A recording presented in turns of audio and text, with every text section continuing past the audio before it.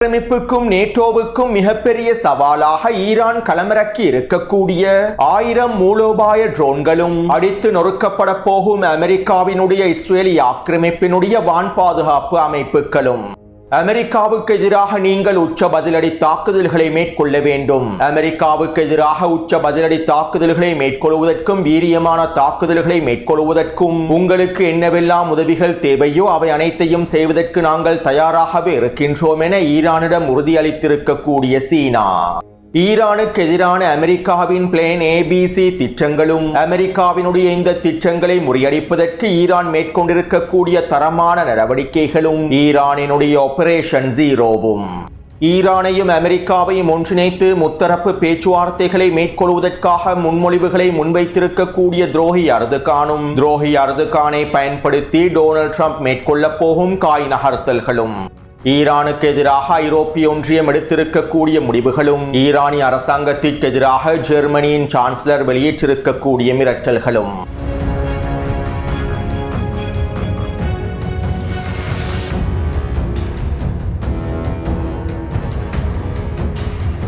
மத்திய கிழக்கு நாடுகளிலிருந்து அதிகளவான சரக்கு விமானங்களும் VIP விமானங்களும் ஐரோப்பாவை நோக்கி நகர்த்தப்படுகின்றன.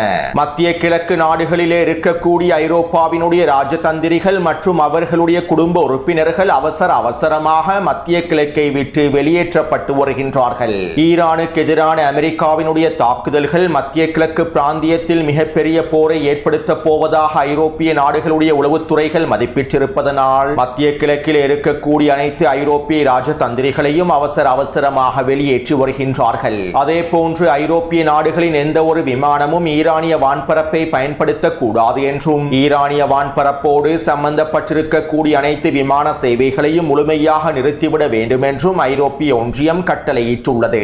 அதே போன்று நேற்று இரவு நடைபெற்ற ஊடக சந்திப்பில் ஜெர்மனியின் சான்சலர் ஃபிரிட்ரிக் மெர்ஸ் இவ்வாறு தெரிவித்தார். நாங்கள் ஈரானுக்கு எல்லாவிதமான உச்ச அழுத்தங்களையும் வழங்க வேண்டும். எங்களால் எவ்வளவு முடியுமோ எல்லா பாதைகளையும் பயன்படுத்தி நாங்கள் ஈரானுக்கு உச்சழுத்தங்களை வழங்குவோம். தன்னுடைய அதிகாரத்தை பயன்படுத்தி ஈரானிய மக்களுக்கு எதிராக தாக்குதல்களை மேற்கொண்ட வன்முறைகளை மேற்கொண்ட ஈரானிய அரசாங்கத்தின் நாட்கள் எண்ணப்படுகின்றன. ஈரானிய அரச தலைவர்களுடைய நாட்கள் எண்ணப்படுகின்றன. இன்னும் சில வாரங்களுக்குள் இவை அனைத்தும் நடைபெற்றுவிடும். விரைவில் ஈரானினுடைய சட்டப்பூர்வமற்ற அரசு முடிவுக்கு கொண்டு வரப்படும் என ஜெர்மனியினுடைய சான்சலர் ஈரானுக்கு எதிரான மிரட்டல்களை வெளியிட்டுள்ளார். அதே போன்று ஐரோப்பிய பாராளுமன்றத்தில் ஈரானுக்கு எதிரான தீர்மானங்கள் நிறைவேற்றப்பட்டிருந்தன. மேலும் இந்த தீர்மானங்களுக்கு அமைவாக தற்போது ஒட்டுமொத்த ஐரோப்பிய ஒன்றியமும் ஐரோப்பிய நாடுகளும் ஈரானினுடைய IRGC குதுஸ் படைப்பிரிவை IRGC இராணுவத்தினை பயங்கரவாத பட்டியலில் இணைத்துள்ளார்கள். இதற்கமைவாக 27 ஐரோப்பிய நாடுகளும் ஈரானின் IRGC இராணுவத்தினை பயங்கரவாத பட்டியலில் இணைத்து IRGC இராணுவத்தினை முடக்குவதற்கான வேலை திட்டங்களை ஆரம்பிப்பார்கள் என்றும் ஐரோப்பிய ஊடகங்கள் தெரிவித்துள்ளன. மேலும் ஐரோப்பிய நாடுகளிலே இருக்கக்கூடிய IRGC இராணுவத்தோடு சம்பந்தப்பட்ட அனைத்து நிறுவனங்களையும் முடக்குவதற்கான முடிவுகளும் எடுக்கப்பட்டுள்ளன. IRGC இராணுவத்திற்கு சார்பாக இருக்கக்கூடிய நிதி நிறுவனங்களை முழுமையாக முடக்குவதற்கான முடிவுகளும் எடுக்கப்பட்டுள்ளன. இவ்வாறு ஒட்டுமொத்த ஐரோப்பிய நாடுகளும் IRGC இராணுவத்தினை பயங்கரவாத பட்டியலில் இணைத்திருப்பது IRGC இராணுவத்திற்கு எதிரான தாக்குதல்களை சட்டப்பூர்வமாக்குவதற்காகும். மேலும் இவ்வாறு IRGC இராணுவத்தினை பயங்கரவாத பட்டியலில் இணைத்துக் கொள்வதன் மூலமாக IRGC இராணுவ தளங்களை இலக்கு வைத்தும் IRGC தளபதிகளை இலக்கு வைத்தும் தாக்குதல்களை மேற்கொள்ள முடியும். மேலும் இந்த தாக்குதல்கள் அனைத்தும் சட்டப்பூர்வமான தாக்குதல்களாகவே ஐரோப்பிய ஒன்றியத்தினால் பார்க்கப்படும். ஈரானுக்கு எதிரான தாக்குதல்களில் அமெரிக்காவுடன் நேட்டோவும் இணைந்து கொள்ளும். இதன்போது IRGC இராணுவ தளங்களை இலக்கு வைத்து நேட்டோ தாக்குதல்களை மேற்கொள்வதனை சட்டப்பூர்வமாக்குவதற்காகவும் ஈரானிய அரசாங்கத்திற்கு உச்சழுத்தங்களை வழங்குவதற்காகவுமே இவ்வாறான வேலை திட்டங்கள் முன்னெடுக்கப்பட்டுள்ளன. எனவே சுருக்கமாக குறிப்பிடுவதாக இருந்தால் ஒட்டுமொத்த ஐரோப்பிய நாடுகளும் தற்போது ஈரானுக்கு எதிராக களமிறங்கியுள்ளன. ஈரானுக்கு எதிரான தாக்குதல்களை மேற்கொள்வதற்கு அமெரிக்காவுக்கு முழுமையான ஆதரவை வெளிப்படுத்தியுள்ளார்கள். மேலும் ஈரானுக்கு எதிரான தாக்குதல்களில் நேரடியாகவும் களமிறங்கப் போகின்றார்கள்.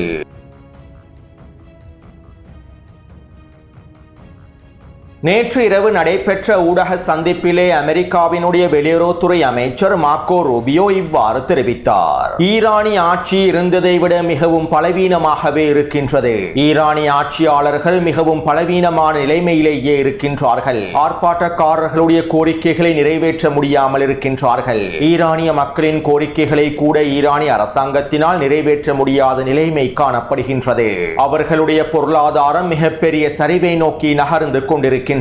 ஏனென்றால் அவர்கள் மக்களுடைய பொருளாதாரத்தினை வலுப்படுத்துவதற்கான வேலை திட்டங்களை மேற்கொள்ளவில்லை. ஆயுதங்களையும் ஏவுகணைகளையும் உற்பத்தி செய்வதற்கும் போராளிகளுக்கு தேவையான நிதி உதவிகளை வழங்குவதற்குமே ஈரான் அதனுடைய அதிகளவான பணத்தை செலவழித்துள்ளது. இதனாலேயே தற்போது ஈரானிய மக்கள் மிகப்பெரிய நெருக்கடிகளை அனுபவித்து வருகின்றார்கள். தற்போது ஈரானுக்குள்ளே போராட்டங்களின் முக்கிய குறிக்கோள்களும் இலக்குகளும் குறைவடைந்திருந்தாலும் இந்த போராட்டங்கள் மீண்டும் ஆரம்பிக்கப்படும். ஈரானிய மக்களுடைய கோரிக்கைகளை ஈரானிய அரசாங்கத்தினால் நிறைவேற்ற முடியாது என்பதனால் இந்த போராட்டங்கள் தொடர்ச்சியாக மேற்கொள்ளப்படும். மேலும் ஈரானிய மக்களுக்காக நாங்கள் இருக்கின்றோம். ஈரானிய மக்களின் நலன்களை கருத்தில் கொண்டு நாங்கள் வேலை திட்டங்களை நடவடிக்கைகளை முன்னெடுப்போம் என அமெரிக்க தூதர் மார்க்கோ ரூபியோ தெரிவித்தார். இதைத் தொடர்ந்து ஊடகவியலாளர்கள் மார்க்கோ ரூபியோவிடம் இவ்வாறு கேள்விகளை எழுப்பினார்கள். ஈரானுக்கு எதிரான தாக்குதல்களை மேற்கொள்வதற்கு டொனால்ட் ட்ரம்ப் முடிவெடுத்து விட்டார். இவ்வாறு ஈரானுக்கு எதிராக மேற்கொள்ளக்கூடிய இந்த தாக்குதல்களினால் ஈரானுக்குள்ளே ஆட்சி மாற்றத்தினை ஏற்படுத்த முடியுமா?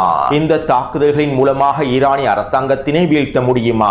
அவ்வாறு ஈரானிய அரசாங்கம் வீழ்த்தப்பட்டதற்கு பின்பு ஈரானினுடைய ஆட்சி அதிகாரங்களை யார் பொறுப்பேற்பார்கள் என அமெரிக்க ஊடகவியலாளர்கள் மார்க்கோ ரூபியோவிடம் கேள்விகளை எழுப்பினார்கள். இதற்கு அமெரிக்க வெளியுறவுத்துறை அமைச்சர் மார்க்கோ ரூபியோ இவ்வாறு பதில் வழங்கினார். எங்களுடைய தாக்குதல்களுக்கு பின்பு ஈரானிய அரசாங்கம் வீழ்ச்சியடைந்ததற்கு பின்பு ஈரானை யார் பொறுப்பேற்பார்கள் என்று எங்களுக்கு தெரியாது. ஈரானினுடைய தற்போதைய ஆட்சி அவர்களுடைய உச்ச தலைவருக்கும் உச்ச தலைவருக்கு கீழால் வழிநடத்தப்படக்கூடிய IRGC இராணுவத்திற்கும் இடையிலேயே காணப்படுகின்றது. ஈரானிய உச்ச தலைவரும் அவருடைய ஆட்சியும் இராணுவமும் வீழ்ந்தால் ஈரானுக்குள்ளே அடுத்து என்ன நடக்கும் என்பதற்கான பதில்களை யாராலும் வழங்க முடியாது. ஏனென்றால் நாங்கள் 40 வருடங்களுக்கு மேலாக இருக்கக்கூடிய ஒரு அரசாங்கத்தை பற்றியே தற்போது பேசுகின்றோம். இதனால் ஈரானிய அரசாங்கம் வீழ்த்தப்பட்டதற்கு பின்பு ஈரானை யார் பொறுப்பேற்பார்கள் என்பது பற்றி யாராலும் பதில்களை வழங்க முடியாது. மேலும் இதற்கான பதில்களை வெற்றிடங்களை நிரப்புவதற்கான எல்லாவிதமான ஆய்வுகளையும் நாங்கள் மேற்கொண்டு வருகின்றோம். வெனிசுவேலாவில் நாங்கள் மேற்கொண்டதை விட இது மிகவும் சிக்கலானதாகவே உள்ளது. இதனால் நாங்கள் கவனமாக பல விடயங்களை பரிசீலனை செய்து வருகின்றோம் என மார்க்கோ ரூபியோ பதில் வழங்கியிருந்தார். அமெரிக்க வெளியுறவுத்துறை அமைச்சர் மார்க்கோ ரூபியோவினுடைய இந்த கருத்துக்களிலிருந்து அமெரிக்கா ஈரானிய உச்ச தலைவரையும் ஈரானிய IRGC இராணுவத்தினுடைய மிக முக்கியமான தலைமைகளையும் ஏனைய அரசியல் தலைமைகளையுமே குறிவைத்துள்ளது என்பதனை எங்களுக்கு உறுதிப்படுத்திக் கொள்ள முடியும். ஈரானிய உச்ச தலைவரை வீழ்த்தாமல் ஈரானிய அரசாங்கத்தினை வீழ்த்த முடியாது, ஈரானிய IRGC இராணுவத்தினை வீழ்த்த முடியாது என்பதனையே மார்க்கோ ரூபியோவும் சுட்டிக்காட்டியுள்ளார். வெனிசுவேலாவை போன்று ஈரானுக்குள்ளே எங்களால் செயற்பட முடியாது என்பதனையும் வெனிசுவேலாவை விட ஈரான் மிகவும் சிக்கலானது என்பதனையும் மார்க்கோ ரூபியோ ஒப்புக்கொண்டுள்ளார். அது மட்டுமல்லாமல் ஈரானிய உச்ச தலைவரை படுகொலை செய்ததற்கு பின்பு ஈரானிய IRGC இராணுவ தளபதிகளையும் தலைமை அதிகாரிகளையும் படுகொலை செய்ததற்கு பின்பு ஈரானிய அரசாங்கத்தினுடைய முக்கியமான புள்ளிகளை படுகொலை செய்ததற்கு பின்பு ஈரானை யார் பொறுப்பேற்பார்கள் என்பது தொடர்பாக எந்தவிதமான தெளிவையும் அமெரிக்கா இன்னும் கொண்டிருக்கவில்லை என்பதனையும் மார்க்கோ ரூபியோவினுடைய கருத்துக்கள் உறுதிப்படுத்துகின்றன. இதனால் அமெரிக்கா ஈரானுக்கு எதிராக பல திட்டங்களை நடைமுறைப்படுத்துவதற்கே முயற்சி செய்து வருகின்றது. அதாவது அமெரிக்காவினுடைய பிளேனே திட்டமானது ஈரானினுடைய உச்ச தலைவரை படுகொலை செய்து ஈரானிய IRGC இராணுவ தலைமைகளை படுகொலை செய்து ஈரானிய அரசாங்கத்தின் மிக முக்கியமான புள்ளிகளை படுகொலை செய்து ஈரானுக்குள்ளே கலவரங்களையும் வன்முறைகளையும் தூண்டிவிட்டு கலவரக்காரர்கள் மூலமாக வன்முறையாளர்கள் மூலமாக ஈரானிய அரசாங்கத்தினுடைய கட்டிடங்களையும் பாதுகாப்பு கட்டிடங்களையும் இராணுவ கட்டிடங்களையும் முழுமையாக கைப்பற்றி ஈரானிய அரசாங்கத்தினை முழுமையாக வீழ்த்துவதாகும். மேலும் இதற்கமைவாக டொனால்ட் ட்ரம்புக்கு அமெரிக்க உளவுத்துறை துறையினரும் இஸ்ரேலிய ஆக்கிரமிப்பின் மொசாட் உளவுத்துறையினரும் இவர்களோடு ஒன்றிணைந்து 3 அரேபிய நாடுகளும் உளவுத்துறை அறிக்கைகளை சமர்ப்பித்திருப்பதாக தெரிவிக்கப்படுகின்றது.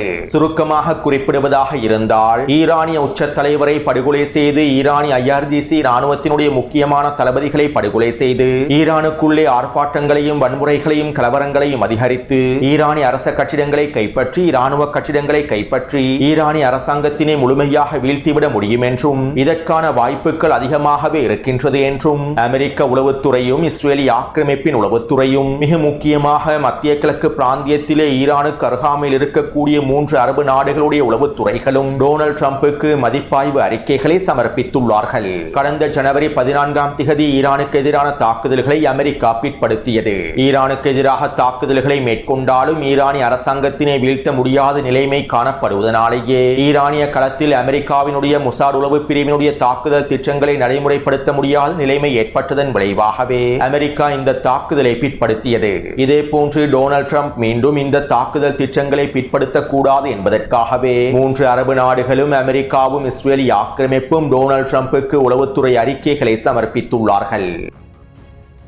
அத்தோடு அமெரிக்காவினுடைய இந்த திட்டத்தினை முறியடிப்பதற்காக ஈரானிய உச்ச தலைவர் இமாம் அலி கமேனி அவர்கள் எல்லாவிதமான தயார்படுத்தல்களையும் செய்து முடித்துள்ளார். ஒருவேளை ஈரானிய உச்ச தலைவர் படுகொலை செய்யப்பட்டால் அவருடைய இடத்திற்கு புதிய தலைவரை தெரிவு செய்வதற்கான எல்லாவிதமான ஏற்பாடுகளையும் முழுமையாக செய்து முடித்துள்ளார். அதே போன்று ஈரானிய IRGC இராணுவத்தினுடைய தலைமை பதவிகளுக்கும் தளபதிகளுடைய பதவிகளுக்கும் 2ஆம் கட்ட தலைவர்களையும் தளபதிகளையும் நியமித்துள்ளார். இவர்கள் படுகொலை செய்யப்பட்டு ஓரிரண்டு மணித்தியால புதிய தலைவர்கள் தளபதிகள் நியமிக்கப்படுவதற்கான எல்லாவிதமான உத்தரவுகளையும் வழங்கியுள்ளார். கடந்த 2 மாதங்களுக்குள்ளே ஈரானிய உச்ச தலைவர் இதற்கான அனைத்து விதமான வேலை திட்டங்களையும் முழுமையாக முடித்துள்ளார். ஈரானிய அரச தலைவர்களை படுகொலை செய்வதன் மூலமாக ஈரானிய இராணுவத்தினுடைய தலைவர்களை தளபதிகளை படுகொலை செய்வதன் மூலமாக அமெரிக்கா அடைந்து கொள்ள திட்டமிட்டிருக்கக்கூடிய இலக்குகளை தடுத்து நிறுத்துவதற்காகவும் இவற்றை முறியடிப்பதற்காகவுமே ஈரானிய உச்ச தலைவர் அனைத்து வெற்றிடங்களுக்குமான புதிய தலைவர்களையும் தளபதிகளையும் முழுமையாக நியமித்துள்ளார். எனவே தற்போது அமெரிக்கா ஈரானுக்கு எதிராக எத்தனை படுகொலை தாக்குதல்களை மேற்கொண்டாலும் ஈரானிய உச்ச தலைவரை இலக்கு வைத்து தாக்குதல்களை மேற்கொண்டாலும் அந்த தாக்குதல்கள் ஈரானினுடைய ஸ்திரத்தன்மையை சீர்குலைக்காது. மேலும் அவசரமாக நியமிக்கப்பட்ட புதிய தலைவர் பொறுப்பை ஏற்று அமெரிக்காவுக்கான உச்சக்கட்ட பதிலடி தாக்குதல்களை ஆரம்பித்து விடுவார்கள். இவ்வாறு தான் ஈரானினுடைய உச்ச தலைவர் இமாம் கமேனி அவர்கள் அனைத்து விதமான திட்டங்களையும் வடிவமைத்துள்ளார். அத்தோடு ஈரானிய உச்ச தலைவரை படுகொலை செய்ததற்கு பின்பு ஈரானிய இராணுவ தளபதிகளையும் தலைமை அதிகாரிகளையும் படுகொலை செய்ததற்கு பின்பு ஈரானினுடைய மிக முக்கியமான அரசியல் தலைவர்களையும் படுகொலை செய்ததற்கு பின்பு கலவரங்களையும் வன்முறைகளையும் தூண்டி ஈரானிய அரச கட்டிடங்களையும் பாதுகாப்பு கட்டிடங்களையும் கைப்பற்றுவது என்பது அவ்வளவு இலகுவான விடயமல்ல. ஏனென்றால் ஈரானினுடைய மிகப்பெரிய பலமாக ஈரானிய IRGC இராணுவம் மாத்திரம் காணப்படவில்லை. ஈரானினுடைய மிக முக்கியமான பலமாக ஈரானிய IRGC இராணுவத்திற்கு கீழால் செயற்படக்கூடிய படைப்பிரிவே காணப்படுகின்றது. ஈரானிய IRGC இராணுவத்திற்கு கீழால் இருக்கக்கூடிய பெசிச் படைப்பிரிவில் 2 கோடி போராளிகள் காணப்படுகின்றார்கள். மேலும் இந்த 2 கோடி போராளிகளில் 10 லட்சம் போராளிகள் உயரடுக்கு போராளிகளாக காணப்படுகின்றார்கள். அதாவது ஈரானிய இராணுவத்திற்கு கீழால் இயங்கக்கூடிய மிகப்பெரிய மக்கள் படையாகவே இந்த பெசிச் படைப்பிரிவு காணப்படுகின்றது. ஈரானினுடைய ஒவ்வொரு தெருவிலும் ஒவ்வொரு கிராமத்திலும் ஒவ்வொரு நகரத்திலும் பெசிச் படை போராளிகள் நிரப்பப்பட்டுள்ளார்கள். 9 கோடி மக்கள் வாழக்கூடிய ஈரானில் 2 கோடி மக்கள் போராளிகளாக இருக்கின்றார்களாக இருந்தால் அதனுடைய பலத்தினை நீங்களே நினைத்து பாருங்கள். எனவே இந்த பெசிச் போராளிகளை தாண்டி மக்கள் படையை தாண்டி ஆர்ப்பாட்டக்காரர்களால் கலவரக்காரர்களால் அரசாங்க கட்டிடத்தினை கைப்பற்றவோ இராணுவ கட்டிடங்களை கைப்பற்றவோ முடியாது. மேலும் ஈரானுக்குள்ளே 2ஆம் சுற்று கலவரங்கள் ஆரம்பிக்கப்பட்டால் வன்முறைகள் ஆரம்பிக்கப்பட்டால் 1ஆம் சுற்றிலே ஈரானிய இராணுவம் நடந்து கொண்டதை போன்று பெசிச் படைப்பிரிவினர் நடந்து கொண்டதை போன்று இந்த சுற்றிலே நடந்து கொள்ள மாட்டார்கள். மேலும் 2ஆம் சுற்று கலவரங்களுக்காகவும் வன்முறைகளுக்காகவும் ஈரானிய அரசாங்கம் தனியான திட்டங்களையும் வகுத்து வைத்துள்ளது. இதனால் மீண்டும் ஈரானுக்குள்ளே கலவரங்களை ஆரம்பிப்பது இலகுவான விடயமல்ல. அமெரிக்காவுக்கும் இஸ்ரேலிய ஆக்கிரமிப்புக்கும் நேட்டோவுக்கும் மிகப்பெரிய சவாலான விடயமாகும்.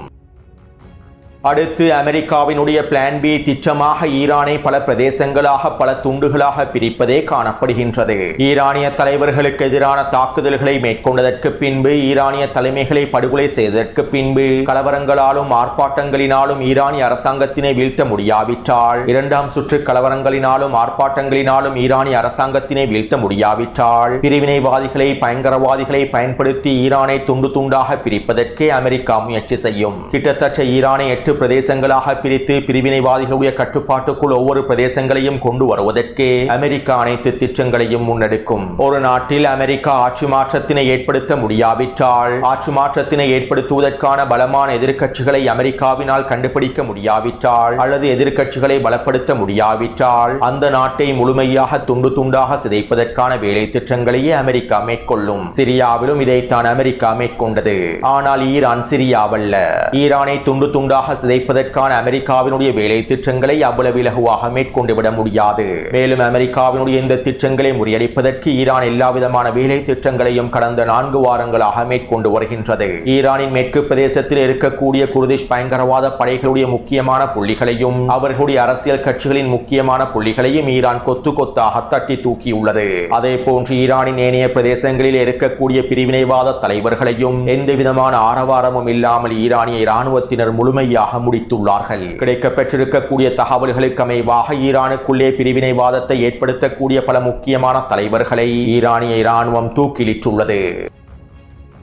அடுத்து அமெரிக்காவினுடைய பிளான் சி திட்டமாக அமெரிக்காவின் கைவந்த கலையான தலைவர்களை அதிகாரிகளை விலை கொடுத்து வாங்கக்கூடிய திட்டமே காணப்படுகின்றது. ஒரு நாட்டினுடைய அரசாங்கத்தை வீழ்த்துவதற்கு பலமான எதிர்க்கட்சிகள் இல்லாவிட்டால், அரசாங்கத்தினை வீழ்த்தியதற்கு பின்பு குறித்த நாட்டை பொறுப்பேற்பதற்கான எதிர்க்கட்சி தலைமைகள் இல்லாவிட்டால், குறித்த அரசாங்கத்திற்குள்ளே இருக்கக்கூடிய மிக முக்கியமான இராணுவ தலைமை அதிகாரிகளையும் முக்கியமான தளபதிகளையும் முக்கியமான புள்ளிகளையும் அமெரிக்கா விலை கொடுத்து வாங்கி அவர்களை பயன்படுத்தி காய் நகர்த்தல்களை மேற்கொண்டு அந்த அரசாங்கத்தினை வீழ்த்துவதற்கான முயற்சிகளை மேற்கொள்ளும். எனவே இதே போன்று ஈரானுக்குள்ளே இருக்கக்கூடிய சில தலைவர்களை அதிகாரிகளை விலை கொடுத்து வாங்கி அவர்களை பயன்படுத்தி ஈரானிய அரசாங்கத்தினை வீழ்த்துவதற்கான முயற்சிகளையும் இவர்கள் மேற்கொள்ளலாம். தற்போது ஈரானிய களத்திலே ஈரானிய தேசிய இராணுவமும் ஈரானிய IRGC இராணுவமும் காணப்படுகின்றது. ஈரானிய IRGC இராணுவமே அனைத்து திறன்களையும் கொண்டிருக்கக்கூடிய நவீனமயப்படுத்தப்பட்ட இராணுவமாக செயற்படுகின்றது. அதே நேரம் ஈரானிய தேசிய இராணுவமாக ஆட்டேஷ் இராணுவம் செயற்படுகின்றது. மேலும் ஆட்டேஷ் ராணுவம் தொடர்பாக முன்னைய காணொளிகளில் குறிப்பிட்டுள்ளேன்.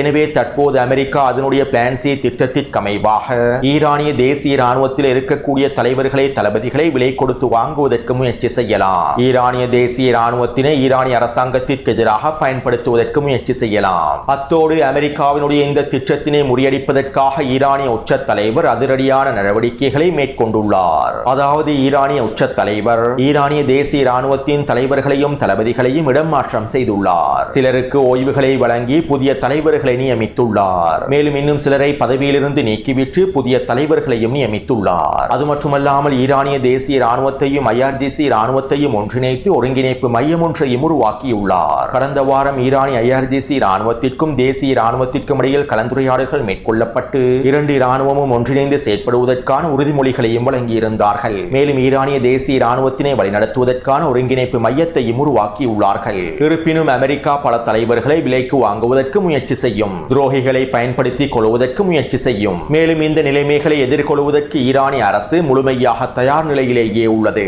இதற்கான மூலோபாய நடவடிக்கைகளையும் திறம்பட மேற்கொண்டுள்ளது. கடந்த 2 வாரங்களுக்கு முன்பு கலவரங்கள் உச்சக்கட்டத்தை அடைந்திருந்த வேளையில் ஈரானினுடைய முன்னாள் ஜனாதிபதி ரூஹானியையும் வெளியுறவுத்துறை அமைச்சர் ஜவாத் ஷரீஃபையும் கைது செய்து வீட்டு காவலில் வைத்தார்கள். இதே போன்று யார் மீதெல்லாம் சந்தேகம் இருக்கின்றதோ அவர்கள் அனைவரையும் கைது செய்து வீட்டு காவலில் வைப்பதற்கான வேலை திட்டங்களையும் ஈரானிய அரசாங்கம் திறம்பட மேற்கொண்டிருக்கும். எனவே அமெரிக்காவின் பிளான் ABC ஆகிய திட்டங்களை முழுமையாக முறியடிப்பதற்கான எல்லாவிதமான தரமான நடவடிக்கைகளையும் ஈரான் மேற்கொண்டுள்ளது. ஈரானிய உச்ச தலைவரின் வழிகாட்டுதலுக்கு கீழால் அனைத்து தயார்படுத்தல்களும் நடவடிக்கைகளும் மேற்கொள்ளப்பட்டுள்ளன. மேலும் இவற்றை உறுதிப்படுத்தும் வகையில் ஈரானிய இராணுவத்தினுடைய ஊடக பேச்சாளர் இவ்வாறு தெரிவித்தார். அமெரிக்காவினுடைய அனைத்து சூழ்ச்சி திட்டங்களையும் காய் நகர்த்தல்களையும் முறியடிப்பதற்கான அனைத்து திட்டங்களும் எங்களிடம் காணப்படுகின்றன. 12 நாள் போரிலே நாங்கள் கற்றுக்கொண்ட பாடங்களை அடிப்படையாக வைத்து நாங்கள் அமெரிக்காவினுடைய இந்த சூழ்ச்சி திட்டங்களை முறியடிப்பதற்கான அனைத்து தயார்படுத்தல் திட்டங்களையும் மேற்கொண்டுள்ளோம். மேலும் அமெரிக்கா எந்த திட்டத்தினை கையில் எடுத்தாலும் அந்த திட்டத்தினை பூஜ்யமாக்குவதற்கு நாங்கள் தயாராகவே இருக்கின்றோம் என ஈரானிய இராணுவத்தினுடைய ஊடக பேச்சாளர் தெரிவித்துள்ளார். எனவே அமெரிக்காவினுடைய இந்த திட்டங்களை முறியடிப்பதற்காக ஈரான் ஆபரேஷன் ஜீரோவை மேற்கொண்டுள்ளது. ஆபரேஷன் ஜீரோ என்பது அமெரிக்காவினுடைய அனைத்து சூழ்ச்சி திட்டங்களையும் பூஜ்யமாக்குவதாகும். ஈரானுக்கு எதிராக அமெரிக்கா மேற்கொள்வதற்கு சாத்தியமாக இருக்கக்கூடிய அனைத்து திட்டங்களையும் பூஜ்யமாக்குவதாகும்.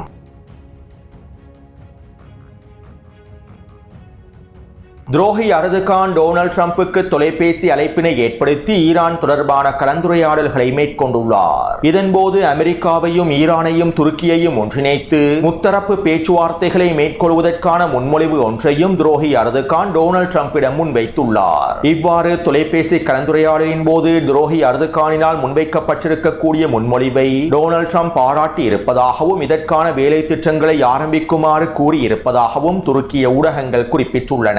மேலும் இதற்கமைவாக துரோகி அர்துகான் ஈரானினுடைய வெளியுறவுத்துறை அமைச்சர் அப்பாஸ் அரக்சியை துருக்கியிற்கும் அழைத்துள்ளார். நாளைய தினம் ஈரானிய வெளியுறவுத்துறை அமைச்சர் அப்பாஸ் அரக்சி அவர்கள் துருக்கியிற்கு விஜயம் செய்ய போகின்றார். அமெரிக்கா, ஈரான் மற்றும் துருக்கிக்கு இடையிலான முத்தரப்பு பேச்சுவார்த்தைகள் தொடர்பான முன்மொழிவுகளையே துருக்கியின் வெளியுறவுத்துறை அமைச்சர் அப்பாஸ் அரக்சியிடம் முன்வைக்கப் போவதாகவும் துருக்கியினுடைய ஊடகங்கள் சுட்டிக்காட்டியுள்ளன. உண்மையில் இந்த முத்தரப்பு பேச்சுவார்த்தைகளை மேற்கொள்வதற்கான முன்மொழிவுகளை துரோகி அர்துகானுக்கு டொனால்ட் ட்ரம்பே தெரிவித்திருப்பார்.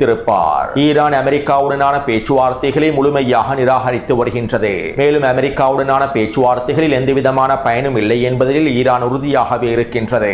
அதே போன்று ஈரானுக்கு எதிரான தாக்குதல்களை மேற்கொண்டு நாங்கள் சிக்கிக் கொள்வோமோ என்கின்ற பயமும் டொனால்ட் ட்ரம்புக்கு அதிகமாகவே இருக்கின்றது. இதனாலேயே தற்போது டொனால்ட் ட்ரம்ப் துரோகி அர்துகானை பயன்படுத்தி காய் நகர்த்தல்களை மேற்கொண்டு வருகின்றார். துரோகி அர்துகானை பயன்படுத்தி ஹமாஸினுடைய முதுகில் குத்தி டொனால்ட் ட்ரம்பினுடைய ஒப்பந்தத்திற்கு எவ்வாறு சம்மதிக்க வைத்தார்களோ அதே போன்றே தற்போது ஈரானுக்கு எதிரான காய் நகர்த்தல்களை மேற்கொள்வதற்காகவும் டொனால்ட் ட்ரம்ப் துரோகி அர்துகானை பயன்படுத்த முயற்சி செய்கின்றார். மேலும் இந்த சந்தர்ப்பத்திலே தன்னுடைய சுயலாபங்களை அடைந்து கொள்வதற்கே துரோகி அர்துகானும் திட்டமிடுவார். எனவே இதற்கமைவாகவே தற்போது நண்பர்களான டொனால்ட் ட்ரம்பும் துரோகி அர்துகானும் ஈரானை சிக்க வைப்பதற்கான காய் நகர்த்தல்களை முத்தரப்பு பேச்சுவார்த்தை என்கின்ற பெயரில் ஆரம்பித்துள்ளார்கள். மேலும் துரோகி அர்துகான் தொடர்பாக ஈரானுக்கு நன்றாகவே தெரியும். அதே போன்று அமெரிக்காவினுடைய நிபந்தனைகளையும் ஈரான் ஏற்றுக்கொள்ள போவதில்லை. இருப்பினும் ஈரானிய தலைமைகள் இந்த முத்தரப்பு பேச்சுவார்த்தைக்கு ஒப்புக்கொள்ளக் கூடாது.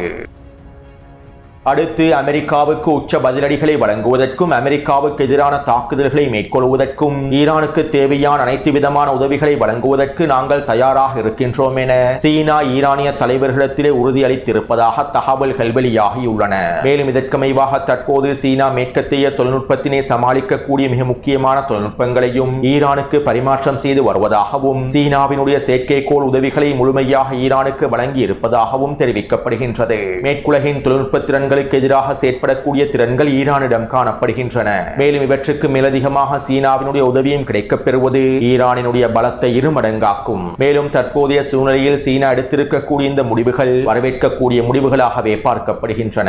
ஈரானுக்கும் சீனாவுக்கும் இடையிலே மேற்கொள்ளப்பட்டிருக்கக்கூடிய பாதுகாப்பு ஒப்பந்தத்திற்கு அமைவாகவே இவ்வாறான வேலை திட்டங்களை சீனா மேற்கொண்டு வருவதாகவும் அமெரிக்க ஊடகங்கள் குறிப்பிட்டுள்ளன. அடுத்து இன்றைய தினம் ஈரானிய இராணுவம் 1000 மூலோபாய ட்ரோன்களை களமிறக்கியுள்ளது. இன்று நாங்கள் எங்களுடைய இராணுவத்தின் 4 படைப்பிரிவுகளுக்கு தேவையான 1000 மூலோபாய ட்ரோன்களை களமிறக்கியுள்ளோம். 12 நாள் போரிலே நாங்கள் பெற்றுக்கொண்ட அனுபவத்தை அடிப்படையாக கொண்டே இந்த 1000 மூலோபாய ட்ரோன்கள் உருவாக்கப்பட்டுள்ளன. இந்த 1000 மூலோபாய ட்ரோன்களை நாங்கள் உளவுத்துறைக்காகவும் தாக்குதல் திட்டங்களுக்காகவும் மின்னணு போர் தந்திரங்களுக்காகவும் சில முக்கியமான தளங்களை தரைமட்டமாக்குவதற்காகவும் வடிவமைத்துள்ளோம். குறிப்பாக எதிரிகளின் வான் பாதுகாப்பு ஏவுகணை தளங்களையும் அதனுடைய ராடர் தளங்களையும் முழுமையாக தரைமட்டமாக்குவதற்காக நாங்கள் வடிவமைத்துள்ளோம். 12 நாள் போரின் மூலமாக கற்றுக்கொண்ட அனுபவத்தை வைத்தே 1000 மூலோபாய ட்ரோன்களை நாங்கள் வடிவமைத்து தற்போது இராணுவத்திலே களமிறக்கியுள்ளோம். மேலும் இந்த மூலோபாய ட்ரோன்கள் மேற்குலகுக்கு மிகப்பெரிய சவாலாகவே அமையப் போகின்றது என ஈரானிய இராணுவம் அறிவித்துள்ளது. எனவே இந்த காணொலி